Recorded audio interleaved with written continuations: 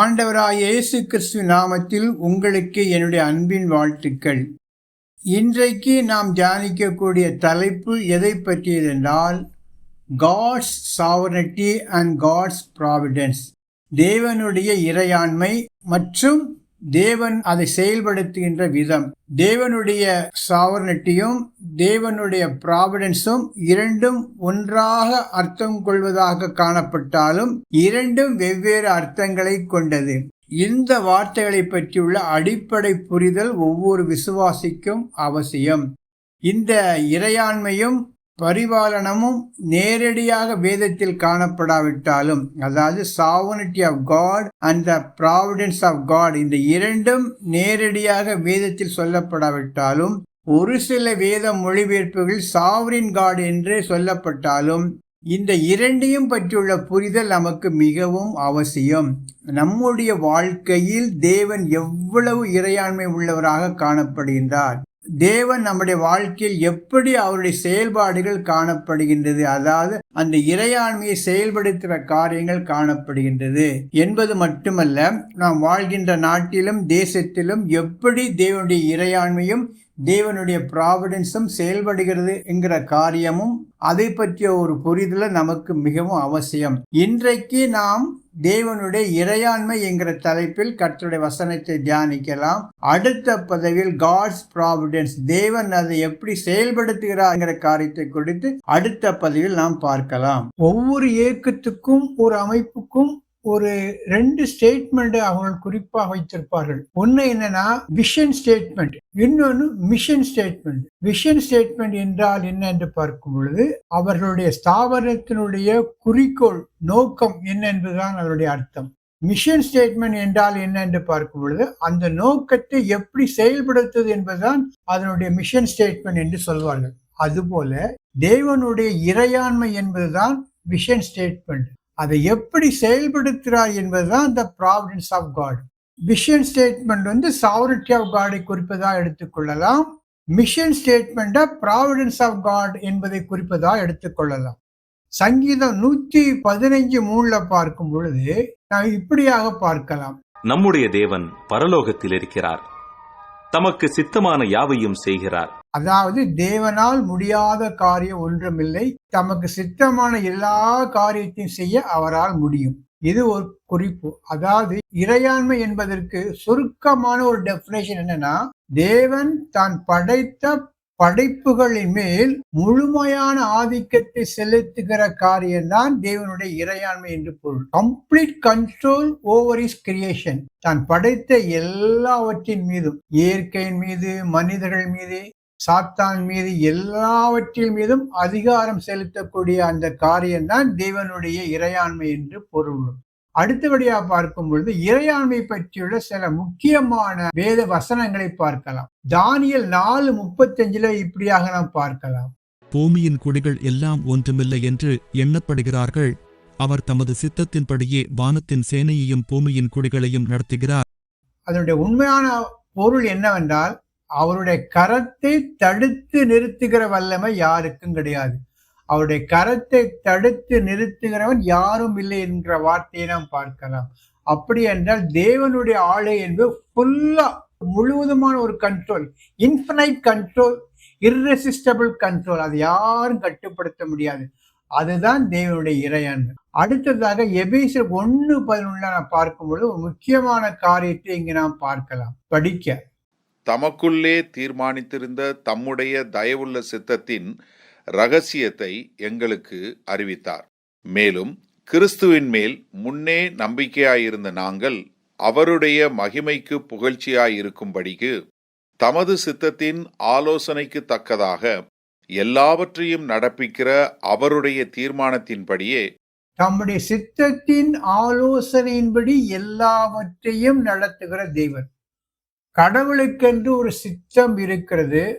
அந்த சித்தத்தின் அடிப்படையிலே தான் அவர் எல்லா காரியங்களையும் நடப்பிக்கிறார். இறையாண்மை என்பதெல்லாம் அந்த சித்தத்தின் அடிப்படையிலே தான் இருக்கும். சித்தத்துக்கு அப்பாற்பட்டு தேவனுடைய இறையாண்மை என்பது ஒன்றும் கிடையாது. தேவனுடைய சித்தமும் தேவனுடைய இறையாண்மையும் இரண்டும் ஒரே நேர்கோட்டில் பயணிக்கக்கூடிய காரியம். தேவனுடைய இறையாண்மைக்கு மீறி தேவ சித்தம் இருக்க முடியாது. தேவ சித்தத்தை அடிப்படையாக இல்லாமல் தேவனுடைய இறையாண்மை நிறைவேற்ற முடியாது. இரண்டுமே ஒரே நேர்கோட்டில் செல்லக்கூடிய காரியங்கள். அடுத்தபடியாக பார்க்கும் பொழுது, ஒரு குயவனுக்கு மண்ணின் மேல் எவ்வளவு அதிகாரம் இருக்கிறது என்றால், அந்த மண்ணுக்கு குயவன் மேல் எந்த உரிமையும் செலுத்த முடியாது. ஒரு குயவன் தான் இஷ்டப்படி அந்த மண்ணை வணைந்து ஒரு பாத்திரமாக மாற்ற முடியும். அதுபோலதான் கடவுளுக்கு தான் படைத்த படைப்பின் மீது முழு அதிகாரம் இருக்கிறது. இந்த இறையாண்மையை புரிந்து கொண்டால்தான் ஒரு விசுவாசி ஒரு நிம்மதியான வாழ்க்கை வாழ முடியும். ஏன் நடக்கிறது, எப்படி நடக்கிறது, எதனால் நடக்கிறது என்பது எல்லாம் தேவனுடைய இறையாண்மை சார்ந்த காரியம்.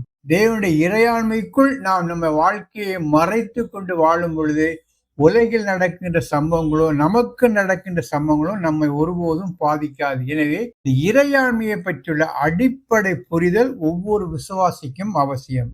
அடுத்தபடியாக கடவுள் எவைகளின் மேல் தம்முடைய இறையாண்மை செலுத்துகிறார் என்று பார்க்கும் பொழுது, மனிதர்கள் மேல், இயற்கையின் மேல், உலக நிகழ்வுகளின் மேல், சாத்தானின் மேல், 4 வகைகளில் தேவன் தம்முடைய இறையாண்மை செலுத்துகிறார். முதலாவது பார்க்கும் பொழுது மனிதர்கள் மீது தம்முடைய இறையாண்மை செலுத்துகிறார்.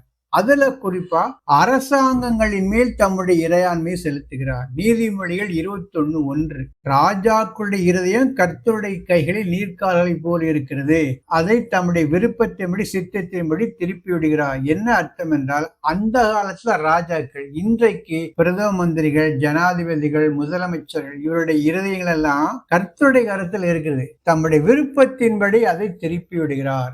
எந்தெந்த காலத்தில் தம்முடைய மக்களுக்கு நன்மை செய்ய முடியுமோ அந்த மாதிரி சூழலை ஏற்படுத்தி அவருடைய இருதயங்களை திருப்பி விடுகிறார். ஒரு அருமையான வசனம். கோரேசி மன்னனுடைய வாழ்க்கையில் பார்க்கும் பொழுது, அடிமைப்பட்ட இஸ்ரவேல் ஜனங்களை சொந்த நாட்டுக்கு அனுப்பி இடிக்கப்பட்ட தேவாலயங்களை மறுபடியும் கட்டும்படியான ஒரு இருதயத்தை, ஒரு சிந்தையை அந்த கோரேச மன்னனுடைய இருதயத்தில் கொடுத்து அந்த காரியத்தை நடப்பித்தார். இதுபோல் இன்றைக்கும் நம்முடைய பிரதம மந்திரிகள், முதல் மந்திரிகள், அவருடைய இருதயங்கள் எல்லாம் கர்த்தருடைய கரத்தில் இருக்கிறது என்பதை நாம் புரிந்து கொள்ள வேண்டும். அடுத்தபடியாக அப்போஸ்தலர் நடபடிகள் 17:26, மனுஷ ஜாதியான சகல ஜனங்களையும் அவர் ஒரே இரத்தத்தினாலே தோன்ற பண்ணி பூமியின் மீதெங்கும் குடியிருக்கச் செய்து முன் தீர்மானிக்கப்பட்ட காலங்களையும் அவர்கள் குடியிருப்பின் எல்லைகளையும் குறித்திருக்கிறார். இதுல என்ன பார்க்கலாம் என்றால், எல்லா ஜாதிகளுடைய எல்லைகளையும் காலங்களையும் குறித்து வைத்திருக்கிறார். இந்த ஜாதிகள், இந்த இனங்கள், இந்த மக்கள் இந்த இடத்துல இருப்பாங்க, இவருடைய ஆயுட்காலம், இவருடைய வாழ்நாள், இவருடைய எல்லைகள் இவ்வளவுதான் என்று குறித்து வைத்திருக்கிறாராம். இது மிகப்பெரிய ஒரு சத்தியம். 1947 வரைக்கும் ஒருமைப்படாத இந்தியாவை 47க்கு அப்புறம் ஒருமைப்பட்ட இந்தியாவை கொடுத்தார்.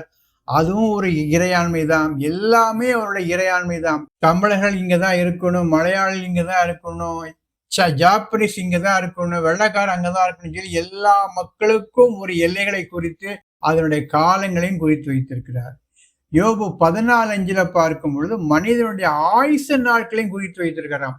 அவனுடைய வாழ்நாட்கள் இவ்வளவுதான், அந்த எல்லையை தாண்டி போகக்கூடாதுங்கிற காரியத்தையும் குறித்து வைத்திருக்கிறார். இப்படி மனிதர்கள் மேல் முழு கண்ட்ரோலையும் கடவுள் எடுத்து வைத்திருக்கிறார். அடுத்தபடியாக இயற்கையின் மேல் அவருக்கு இறையாண்மை உண்டு. தான் படைத்த படைப்புகள் மீது அவருக்கு இறையாண்மை இருக்கிறது. சங்கீதம் 135:6-7, யோபு 37 10 முதல் 12 வரையுள்ள வசனங்களை பார்க்கும் பொழுது, அவர் எல்லாவற்றையும், எல்லா இயற்கை சூழ்நிலைகளையும் கட்டுப்படுத்துகிறவராக இருக்கிறார். மழையை பொழிய பண்ணுகிறார், வெப்பத்தை கொடுக்கிறார், குளிர்ச்சியை கொடுக்கிறார். எல்லா தட்பவெட்ப சூழ்நிலை அனைத்தும் அவருடைய கட்டுப்பாட்டுக்குள் இருக்கிறது. மத்தேயு 8:27 படித்து பார்க்கும் பொழுது, காற்றும் கடலும் அவருக்கு கீழ்ப்படுகிறது என்கிற காரியத்தை குறித்து மக்கள் ஆச்சரியப்பட்டதாக பார்க்கலாம். இயேசுக்கு சென்ற உலகத்தில் மனிதனாக இரட்சகராக வாழ்ந்த காலங்களில் அவருடைய கட்டளைக்கு, அவருடைய வார்த்தைக்கு காற்றும் கடலும் கீழ்ப்படிந்ததாக பார்க்கலாம். அப்படி என்றால் இயற்கையின் மேல் ஒரு வல்லமை செலுத்துகிற தேவனாக காணப்பட்டார். இயற்கையின் மேல் இறையாண்மை உள்ளவராக கடவுள் காணப்படுகிறார். அவருடைய அனுமதியின்றி சுனாமியோ, எந்த வெள்ளமோ, எந்த பூகம்பமோ எதுவும் அவருடைய அனுமதி இல்லாமல், அவருடைய உத்தரவு இல்லாமல் இந்த உலகத்தில், இந்த மண்ணில் வராது. இயற்கையின் மேல் முழு கண்ட்ரோல் அவருக்கு இருக்கிறது என்பதை நாம் புரிந்து கொள்ள வேண்டும். அடுத்தபடியாக உலக நிகழ்வுகளில் அவருடைய இறையாண்மையை நாம் பார்க்கலாம். ஹிஸ்டரி இஸ் ஹிஸ் ஸ்டோரி என்று சொல்வார்கள். அவருடைய வாழ்க்கை தான் இந்த உலகத்தினுடைய வாழ்க்கை. ஏனென்றால் ஏசாயா 46:10 பார்க்கும் பொழுது ஆரம்பம் முதல் முடிவு வரைக்கும் அவருக்கு எல்லாம் தெரியும். பிகினிங் டு எண்ட் அவருக்கு எல்லாம் தெரியும். அவருடைய ஆலோசனை தான் நிலைத்து நிற்கும். அவருடைய சித்தப்படி தான் எல்லாம் நடக்கும். உலகம் என்பது அவருடைய கட்டுப்பாட்டுக்குள் இருக்கிறது. God is not out of control in this world என்பது சரியான பார்வை அல்ல. உலகத்தில் எந்த நிகழ்வுகள் நடந்தாலும் அவருடைய அனுமதி இல்லாமல் நடக்காது. ஃபுல் கண்ட்ரோல் அவர்தான். பிசாசுக்கு இந்த உலகம் ஒப்பு கொடுக்கப்பட்டாலும் அதிகாரம் என்பது தேவனுடைய கரத்தில் இருக்கிறது. இதை மனுக்குலம் புரிந்து கொள்ள வேண்டும். அடுத்தது தானியேல் 2:21 பார்க்கும் பொழுது அவர் காலங்களையும் சமயங்களையும் மாற்றுகிறார். ராஜாக்களை தள்ளி ராஜாக்களை உண்டு பண்ணுகிறார். ஒரு அரசாங்கத்தை ஏற்படுத்துவதும் அவர்தான், வீழ்ச்சி அடைவதும் அவரால் தான். மிகப்பெரிய சாம்ராஜ்யங்களுடைய வீழ்ச்சியும் எழுச்சியும் அவருடைய அனுமதி இல்லாமல் நடக்காது. 200 ஆண்டு கால பிரிட்டிஷ் சாம்ராஜ்யத்தினுடைய வளர்ச்சியும் வீழ்ச்சியும் அவருடைய இறையாண்மைக்கு உட்பட்டதுதான். அமெரிக்காவின் வளர்ச்சியும் கம்யூனிசத்தின் வீழ்ச்சியும் அவருடைய இறையாண்மைக்கு உட்பட்டதுதான். காங்கிரஸ் கட்சியுடைய வளர்ச்சியும் வீழ்ச்சியும் அவருடைய இறையாண்மைக்கு உட்பட்டதுதான். திமுகவின் வளர்ச்சியும் வீழ்ச்சியும் அவருடைய இறையாண்மைக்கு உட்பட்டதுதான். எதுவுமே அவருடைய அனுமதி இல்லாமல், சித்தம் இல்லாமல், அவருடைய இறையாண்மைக்கு அப்பாற்பட்டு இந்த உலகத்தில் எதுவும் நடக்கிறது என்று சொன்னால் அதை விட பைத்தியக்காரத்தனம் ஒன்றும் கிடையாது. தான் படைத்த படைப்புகளின் மேல் அவருக்கு அதிகாரம் இல்லை என்றால் அவர் கடவுளாக இருக்க முடியாது. சூப்பரண்டிங் கண்ட்ரோல், இறுதி அதிகாரம் யாருடைய கரத்தில் இருக்கிறது என்றால் கடவுளுடைய கரத்தில் இருக்குது. பிகினிங் டு எண்ட் அவருடைய கரத்தில் இருக்கிறது. எனவே இதை புரிந்து கொண்டால்தான் நான் நிம்மதியாக வாழ முடியும். ஏன் ஒரு அரசாங்கத்தை கொண்டு வருகிறார்? திடீரென்று ஏன் கொண்டு வருகிறார்? திடீரென்று ஒரு அரசாங்கத்தை ஏன் வீழ்த்துகிறார்? இதெல்லாம் நம்முடைய குறுகிய பார்வைக்கு நம்முடைய கால்குலேஷன் தப்பா இருக்கமா தெரியும். ஆனா தேவனுடைய கால்குலேஷன் ஒருபோதும் தவறாது. ஏற்ற நேரத்தில் ஏற்ற அரசாங்கத்தை கொண்டு வருவார். ஒருவேளை நம்முடைய பார்வைக்கு தீங்கானதாக கூட தோன்றலாம். ஆனா கடவுளுடைய நீண்ட கால திட்டத்தில் அவைகளெல்லாம் இருக்கிறது என்பதை புரிந்து கொள்ள வேண்டும். லாங் டேர்ம் பிளான் ஆஃப் காட்ல எல்லாம் ஃபிட் ஆகும். எனவே இதை புரிந்து கொள்ளாமல் God is out of control, ஹிட்லரை படைத்தது ஏன் படைத்தார், முசோலினி ஏன் படைத்தார், அதெல்லாம் தேவன் சித்தமா என்று கேட்பதெல்லாம் தவறு. எல்லாமே இந்த உலகத்தை படைத்த தேவனுக்கு அதை ஆளுகை செய்வதற்கும் முழு உரிமையும் அது எல்லா அதிகாரமும் அவருடைய இறையாண்மைக்குள் இருக்கிறது என்பதை புரிந்து கொள்ள வேண்டும். அடுத்ததாக சாத்தான் மேல் கடவுளுக்கு இறையாண்மை உண்டு. இது எல்லாரும் தெரிந்த காரியம் தான். இருந்தாலும் விசுவாசிகளுக்கு என்று சொல்கிறேன், சாத்தான் கடவுளுடைய அனுமதி இல்லாமல் நம்மை தொட முடியாது. யோபுவின் காரியத்திலும் அப்படிதான். கர்த்தர் அனுமதிக்க போய்தான் யோபுவை பிசாசு தொட்டான். அதுபோல பேதுருவை தொடுவதற்கும் கடவுளுடைய அனுமதி கேட்டுதான் பேதுருவை பிசாசு தொட்டான். லூக்கா 22:31-32, யோபு 1:12. எனவே அது மாத்திரமல்ல, இறுதி நாட்கள் 1000 வருடத்திற்கு பிசாசை கடவுள் கட்டி போட்டதாக பார்க்கலாம். எனவே சாத்தான் மேல் முழு அதிகாரத்தையும் தேவன் கொண்டிருக்கிறார். இதுவரைக்கும் தேவன் எவைகளின் மீது தம்முடைய இறையாண்மை செலுத்தினார் என்று பார்த்தோம். இனி தேவனுடைய இறையாண்மை எப்படி செயல்படுகிறது சுருக்கமாக பார்க்கலாம். அதிகாரங்களை வழங்குவதில் இறைவனுடைய இறையாண்மை வெளிப்படும். அன்பு காட்டுவதில் இறைவனுடைய இறையாண்மை வெளிப்படும். கிருபைகளை பொழிவதில் இறைவனுடைய இறையாண்மை வெளிப்படும். செல்வங்களை அளிப்பதில் தேவனுடைய இறையாண்மை வெளிப்படும் என்று பல்வேறு கோணங்கள் அவருடைய இறையாண்மை வெளிப்படும். முதல்ல பார்க்கக்கூடிய காரியம் என்ன? அதிகாரங்களை, செல்வங்களை வழங்குவதில் அவருடைய இறையாண்மையை நாம் பார்க்கலாம். God sovereign in the delegation of his powers to others. உபாகமம் 8:18. யாரை செல்வந்தனாக்க வேண்டும், யாருக்கு அதிகாரங்களை கொடுக்க வேண்டும், இதெல்லாம் அவருடைய ஆதீனத்தில் தீர்மானிக்கப்பட்ட காரியம். எனக்கு இவ்வளவு செல்வம் இல்லை என்று நாம் புலம் வேண்டிய அவசியம் இல்லை. அது அவருடைய தீர்மானத்தின்படி ஒருவனுக்கு கிடைக்கக்கூடிய ஒரு காரியம். அடுத்தது இரக்கங்கள் காட்டுவதில் தேவனுடைய இறையாண்மை. ரோமர் 9:19. யார் மேல் அவர் இரக்கமுள்ளவராயிருக்க சித்தமாயிருக்கிறாரோ அவர்களுக்கு இறங்குவார், மன்னிப்பார், அவளை ஆசிர்வதிப்பார். ஏன் அவரை மன்னித்தேர் என்று கேட்பதற்கு நமக்கு உரிமை இல்லை. ஒரு மனிதனுக்கு இரக்கத்தை எப்பொழுது, எப்படி, எங்கு காட்டுவது என்பதெல்லாம் அவர் தீர்மானிக்கிற காரியம். ஏன் அப்பொழுது காட்டவில்லை, இப்பொழுது காட்டு என்ற கேள்வி எல்லாம் மனிதனுடைய கேள்விக்கு அப்பாற்பட்டது. அதெல்லாம் முழுக்க முழுக்க தேவனுடைய இறையாண்மையை சார்ந்த காரியம். அடுத்தது அன்பு செலுத்துவதில் தேவனுடைய இறையாண்மை. யோவான் 3:27 பார்க்கும் பொழுது ஆண்டவர் சொல்கிறார், ஒருவனுக்கு பரலோகத்திலிருந்து கொடுக்கப்பட்ட அளவுகளை ஒன்றையும் பெற்றுக்கொள்ள மாட்டான். அப்ப யார் மீது அன்பா இருக்கிறாரோ அவனுக்கு பெற்றுக்கொள்கிற ஆசீர்வாதங்கள் வானத்திலிருந்து வரும். யார் மீது அன்பு செலுத்துகிறாரோ அவனுக்கு நிச்சயமாக அந்த அன்பை அவன் பெற்றுக்கொள்வான். அவன் மேல் ஏன் இவ்வளவு பெரிய அன்பு என்று நாம் கேட்க நமக்கு உரிமை. அடுத்தது கிருபையில் இறையாண்மை. சில பேர் மீது கர்த்தர் ரொம்ப கிருபையா இருப்பார். நோவாவுக்கோ கர்த்தருடைய கண்களில் கிருபை கிடைத்தது. அப்படி என்றால் அவனுக்கு மட்டும் அந்த கிருபை ஏன் கிடைத்ததுன்னா அது அவருடைய இறையாண்மை. எஸ்தருக்கு மனித தயவு கிடைத்தது. ஏன்? அது அவருடைய இறையாண்மை. யோசேப்புக்கு இந்த போத்திபார் வீட்டுல தயவு கிடைத்தது. அது அவருடைய இறையாண்மை. இதெல்லாம் நாம் கொஸ்டின் பண்ண முடியாது. எனவே இறையாண்மை என்பது இரக்கத்தில் வெளிப்படும், அதிகாரங்களை கொடுப்பதில் வெளிப்படும், அன்பை காட்டுவதில் வெளிப்படும், கிருபைகளை கொடுப்பதில் வெளிப்படும். இது எப்படி பல வகைகளில் பார்க்கலாம்.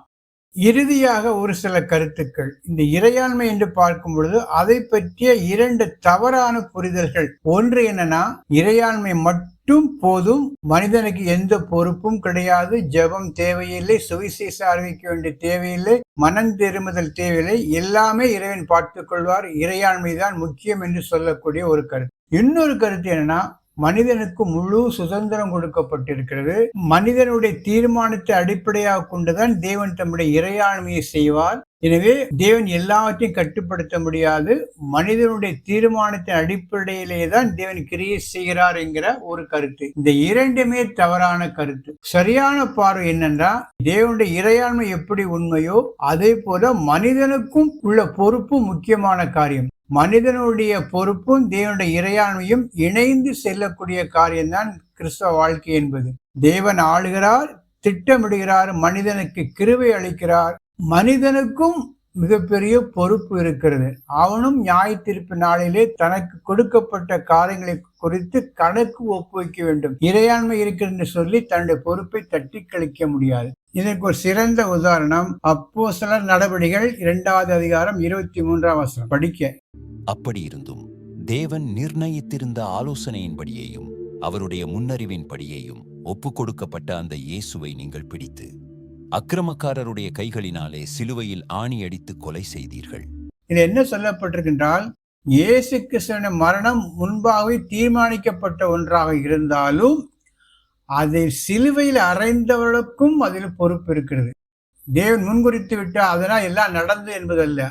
அதில் இயேசு கிறிஸ்து சிலுவையில் அறைந்தவர்களுக்கும் மிகப்பெரிய ஒரு காரியம், பாவத்திற்கான பொறுப்பு இருப்பதாக இந்த 2:23 பார்க்கலாம். இந்த 2 காரியங்களும் இணைந்து பார்க்கிற வசனமாக இதில் நான் பார்க்கலாம். எனவே மனிதனுடைய பொறுப்பும் முக்கியம், தேவனுடைய இறையாண்மையும் முக்கியம். இந்த இரண்டும் சேர்ந்துதான் ஆவிக்குரிய வாழ்க்கையை கட்ட முடியும். அடுத்த பதிவில் தேவனுடைய providence, the providence of God என்கிற தலைப்பில் கர்த்தருடைய வசனத்தை தியானிக்கலாம். இந்த செய்திகள் உங்களுக்கு பிடித்திருக்கும் என்றால் லைக் கொடுங்க. மற்ற விசுவாசிகளோடு இதை பகிர்ந்து கொள்ளுங்கள். இந்த ஊழியத்திற்காக ஜெபித்துக் கொள்ளுங்கள், ஆதரியுங்கள். கர்த்தருடைய பரிசுத்த நாமம் மகிமைப்படுவதாக. ஆமென்.